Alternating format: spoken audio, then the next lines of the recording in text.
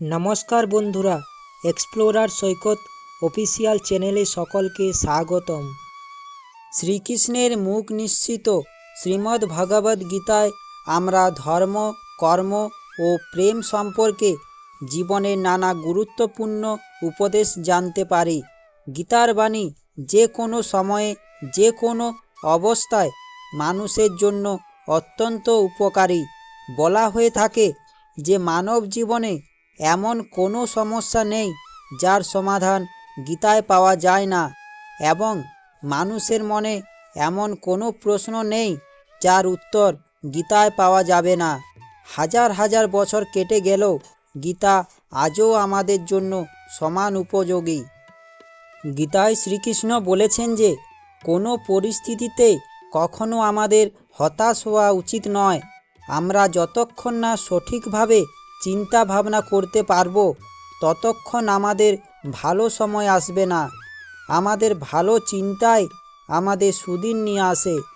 গীতায় শ্রীকৃষ্ণ আরও বলেছেন যে খুব সুখের সময় ও খুব দুঃখের সময় কখনো কোনো সিদ্ধান্ত নেওয়া উচিত নয়, কারণ মনের এই দুই অবস্থাতেই আমরা সঠিক সিদ্ধান্ত নেওয়ার ক্ষমতায় থাকি না। গীতায় বলা আছে যে আপনার যদি নিজেকে পরিবর্তন করার ক্ষমতা না থাকে, তাহলে শুধু শুধু ঈশ্বর বা ভাগ্যের উপর দোষ চাপানোর ক্ষমতা আপনার নেই। জীবনের অর্থই হচ্ছে একটি যাত্রা। যে যাত্রাপথে আপনার সাথে হাজার হাজার মানুষের দেখা হবে, কথা হবে, আপনার সাথে বন্ধুত্ব হবে, আবার তা চোখের পলকে ভেঙেও যাবে। জীবনের এই সময়ের সবটুকু পথেই সুন্দরভাবে কাটবে তা কিন্তু নয়, কারণ আপনি খারাপ সময়ের দেখা না পেলে সুখের মূল্য বুঝতে পারবেন না। তেমনিভাবে জীবনের পথে অতিবাহিত হওয়া কঠিন সময় আপনার সামনে না এলে আপনি ভেতর থেকে কতটা আত্মবিশ্বাসী আর নিজের প্রতি আস্থা রাখতে পারেন তাও বুঝে উঠতে পারবেন না। কঠিন সময় কখন আসবে তা যেমন কেউ জানে না, তেমনি সেই সময়ে কি করতে হবে তা নিয়েও অনেকে অনেক কিছু ভাবেন। কেউ ভাবেন এই সময় আর শেষ হবার নয়। নিজের প্রতি নিজের এই কম আত্মবিশ্বাসে আপনার জেতা বাজিটাও মাঝে মাঝে হারিয়ে দেয়। তাই জীবনের এই বহমান সময়ের মাঝে যখনই কঠিন সময় আসবে, তখনই নিজের প্রতি আরও বিশ্বাসী হয়ে উঠুন। আর বলুন যে খারাপ সময় যেমন এসেছে, তেমনি ভালো সময় খুব সহজেই আসবে। জীবনের চরম মুহূর্তেতেও ঠান্ডা মাথায় নেওয়া সিদ্ধান্ত দিয়ে এই কঠিন সময়গুলোকে পার করা যায়।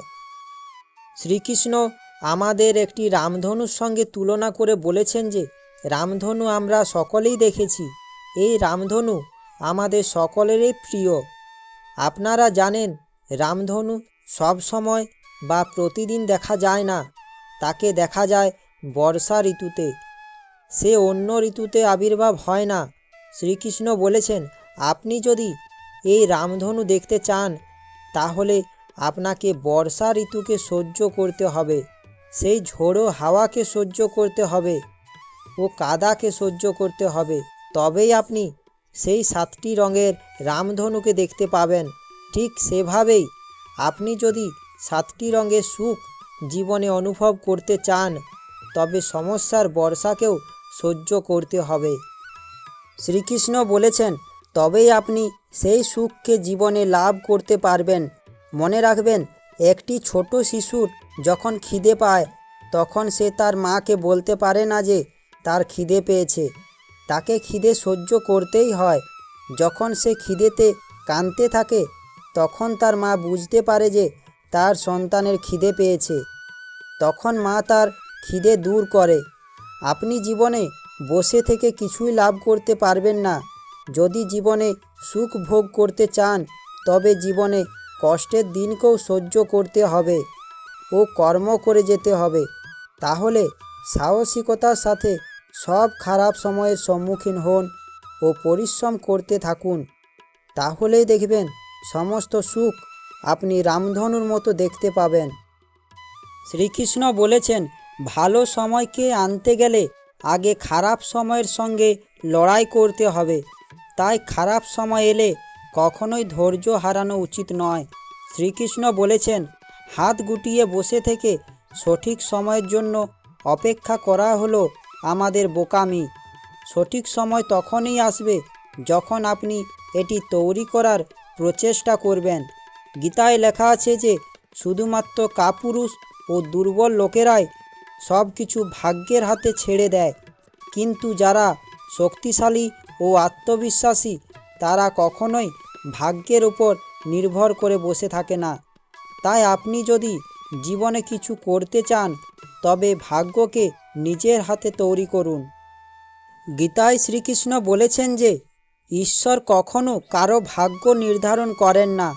আমাদের চিন্তা, আমাদের বিশ্বাস এবং আমাদের কাজেই আমাদের ভাগ্য নির্ধারণ করে। জীবনে আপনি ভবিষ্যতে যদি কিছু করতে চান তবে কর্ম করুন।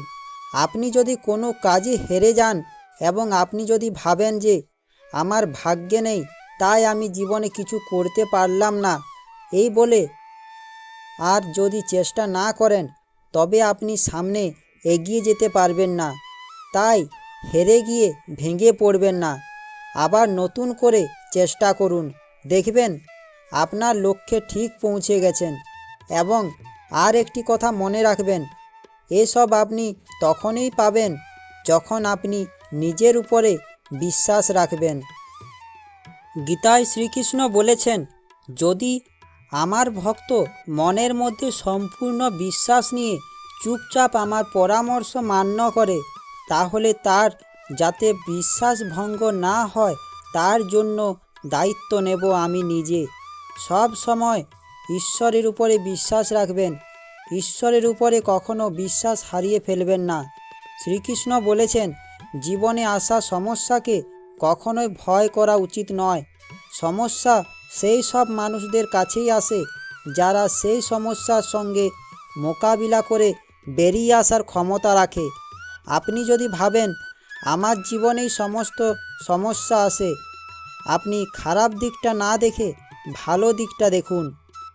সচরাচর কোনো ব্যক্তি সেই জিনিসকেই গুরুত্ব দেয় না যা সে সহজেই পায়। আপনি যদি কষ্ট করে কোনো জিনিস লাভ করেন তবে আপনি আগে যেমন তাকে গুরুত্ব দিতেন এখনও সমান তাকে গুরুত্ব দিন। গীতায় শ্রীকৃষ্ণ বলেছেন, ঈশ্বর আপনাকে সব সমস্যা থেকে মুক্ত করতে পারেন। সেই কারণে সব সময় নিজের সব কাজে ঈশ্বরকে স্মরণ করুন। গীতায় শ্রীকৃষ্ণ বলেছেন, যে ব্যক্তি ঈশ্বর চিন্তা করে জীবন কাটান তিনি মৃত্যুর পর সরাসরি ঈশ্বরের কাছে পৌঁছে যান। আপনি যদি বুদ্ধিমান হন তাহলে নিজের বুদ্ধি কোনো ভালো কাজে ব্যয় করুন।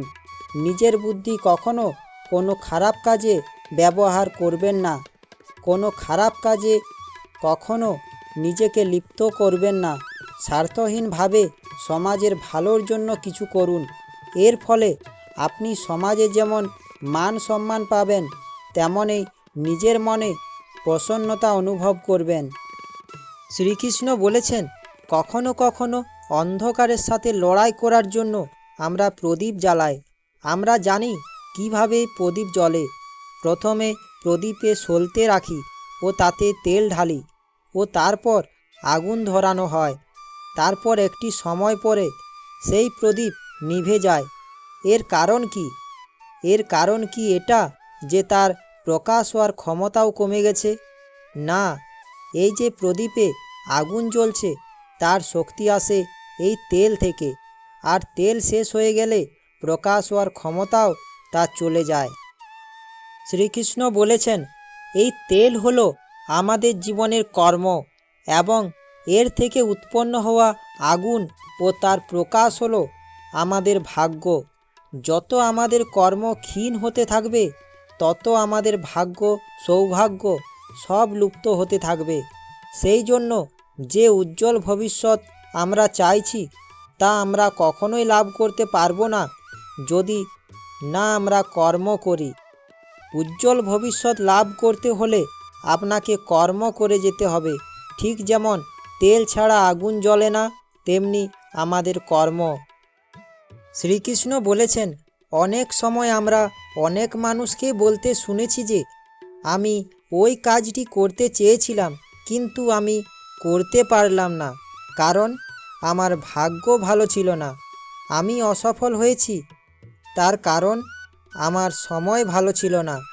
আমি ওই জিনিসটি লাভ করতে চেষ্টা করছিলাম কিন্তু করতে পারলাম না, কারণ আমার সময় ভালো ছিল না।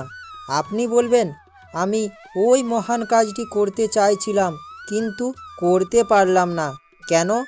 তার কারণ আমার সময়টা ভালো ছিল না। যে মুহূর্তে আমার ভালো সময় হবে আমি সব কাজ করব। এই রকম কথা আমরা অনেকেই বলি। আপনি দেখবেন, যদি আপনি কোনো খাবার জল না খান তবে আপনি সুস্থ থাকতে পারবেন না এবং আপনি আপনার কাজ করতে পারবেন না। শ্রীকৃষ্ণ বলেছেন, সময় কারোর জন্য অপেক্ষা করে না, আর সময় আপনার জন্য যখন অপেক্ষা করে না, তাহলে আপনি কেন সময়ের জন্য অপেক্ষা করবেন? ভালো সময়ের জন্য অপেক্ষা করবেন না। ভালো সময় তখনই আসবে যখন আমরা কর্ম করব। এই ভালো কর্মের দ্বারা ভালো সময় আমাদের জীবনে আসবে। সেই জন্য কর্ম করতে থাকুন। আশা করি শ্রীকৃষ্ণের বাণীটি শুনে আপনাদের ভালো লাগবে। শ্রীকৃষ্ণের বাণীটি শুনে ও দেখে ভালো লাগলে আমার চ্যানেলটা সাবস্ক্রাইব ও লাইক করার অনুরোধ রইল। শ্রীকৃষ্ণের বাণীটি সকলের কাছে পৌঁছেও দেওয়ার অনুরোধ রইল। ধন্যবাদ।